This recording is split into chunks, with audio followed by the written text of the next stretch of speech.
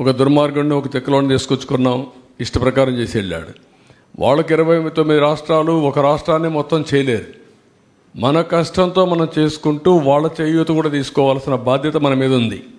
అట్లా కాకుండా మొత్తం మీరు భారం తీసుకోండి, మీరే చేయండి అంటే ఒకవేళ ఎన్డీఏలో భాగస్వాములుగా ఉన్నా వాళ్ళకు కూడా ఇబ్బందులు ఉంటాయి. ఈ విషయం ప్రజలు గుర్తుపెట్టుకోవాలి. ఒక దుర్మార్గుడు చేసిన పనికి, ఇప్పుడు తెలంగాణ ఉంది, ఆదాయం ఉంది, ఇక్కడ ఆదాయాన్ని కూడా చంపేశాడు. ఆదాయాన్ని చంపేశాడు, అప్పులు చేశాడు. ఇంకొక పక్క ఎక్కడ దొరికితే అక్కడ అప్పులు చేశాడు. కడాన మద్యాన్ని కూడా తాకట్టు పెట్టి 25 ఏళ్ళకు అప్పులు తెచ్చిన మహానుభావుడు. ప్రభుత్వ భూముల తాకట్టు పెట్టి అప్పులు తీసుకొచ్చిన వ్యక్తి. ఇది చాలా డిబేట్ జరగాలి. ఇప్పుడు నా 45 ఏళ్ల రాజకీయ జీవితంలో ఎప్పుడూ చూడనటువంటి దుర్మార్గమైన పాలనని ఈ 5 ఏళ్లలో చూసాం, అంతే. సార్, ఇప్పుడు 2014 నుంచి 19 వరకు పవర్ ఇంటరప్షన్ లేదు, ప్లస్ ఛార్జీలు కూడా పెంచలేదు. మళ్ళీ ఇప్పుడు నుంచి మీరు ఎన్నికల ముందు చెప్పారు, ప్రస్తుతం అందరికి ఇబ్బంది ఏంటంటే పవర్ ఇంటరప్షన్స్ లేకుండా చేసే బాధ్యత నాది.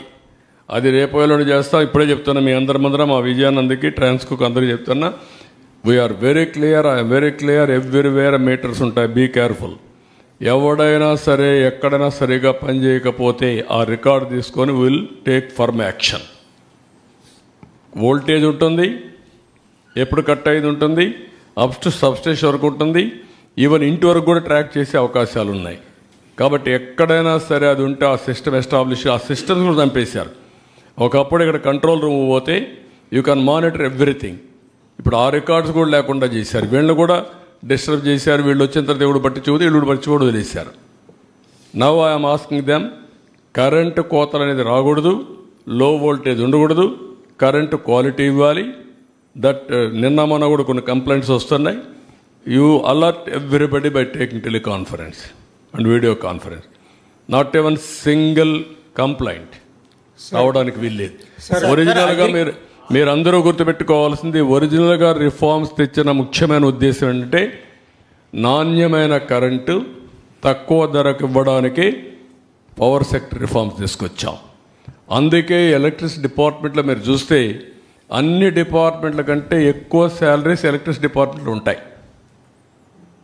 ఎందుకంటే ఇక్కడ కష్టపడి పని చేస్తున్నారనే ఉద్దేశంతోనే రిఫార్మ్లో ముఖ్యమైన ఉద్దేశం ఎంప్లాయీస్ హ్యాపీగా ఉండాలి, మెరుగైన సేవలు కన్జ్యూమర్స్కి అందించాలి. సార్, అగ్రికల్చర్ పంప్ సెట్స్కి స్మార్ట్ మీటరింగ్ ఒకటి ఏర్పాటు చేస్తున్నారు కదా సార్. ఇప్పటికే 50,000 వరకు ఇన్స్టాలేషన్ చేశారు. అది కంటిన్యూ చేస్తారా లేకపోతే విత్డ్రా చేస్తారా? మీరు అపోజిషన్లో ఉన్నప్పుడు కూడా మేము తీసేస్తామని ఒక హామీ ఇచ్చారు. మేము అది కూడా వర్కౌట్ చేస్తున్నాం. ఒకవేళ ఈ స్కీమ్లో ఓవరాల్ స్కీమ్ అది ఎంత రేట్ ఉంది అవి కూడా చూసుకోవాలి. రెండోది అగ్రిమెంట్లు ఏమైనా చూసుకోవాలి. మూడోది, ఒకవేళ అలాంటి మీటర్లు పెట్టుంటే మళ్ళా వేస్ట్ చేయకుండా అక్కడే సోలార్ ప్యానల్స్ కూడా ఇచ్చి గవర్నమెంట్ ఖర్చుతోనే ఇచ్చి 4-5 ఏళ్ళలో రీపేమెంట్ కూడా అయిపోతుంది. వాళ్ళే ఆపరేట్ చేసుకుంటారు, పవర్ ఉపయోగించుకుంటారు. సర్ప్లస్ ఉంటే డిపార్ట్మెంట్కి ఇస్తారు, తిరిగి డబ్బులు పే చేసే విధానం కూడా తీసుకొస్తాం.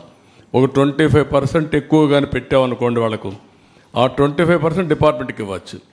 To that extent will pay money. అయితే ఇవన్నీ కాస్ట్లు కూడా చెక్ చేసుకోవాలి. సార్ 2 క్వశ్చన్లు ఉన్నాయి సార్. ఒకటి, power generation units back down అయినాయి లాస్ట్ 5 yearsలో. But at the same time operational expenditure more than 40,000 crores పెరిగింది. ఎక్కడ ఈ ఆపరేషనల్ ఎక్స్పెండిచర్ ఎక్కడ ఖర్చు చేశారు? ఒకటి. 2, are you going to revise the proposal to enter into agreement with SECI? I have to go through all these things.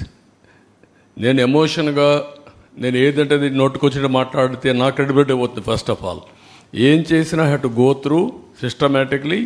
Agreement విలువ ఎన్ని, investor convince చేయడమా, వేస్ట్ ఆఫ్ ఎక్స్పెండిచర్ వస్తే ఏం చేయగలుగుతామో ట్రాన్స్పరెంట్గా చేయాలి, కన్విన్స్ చేయాలి.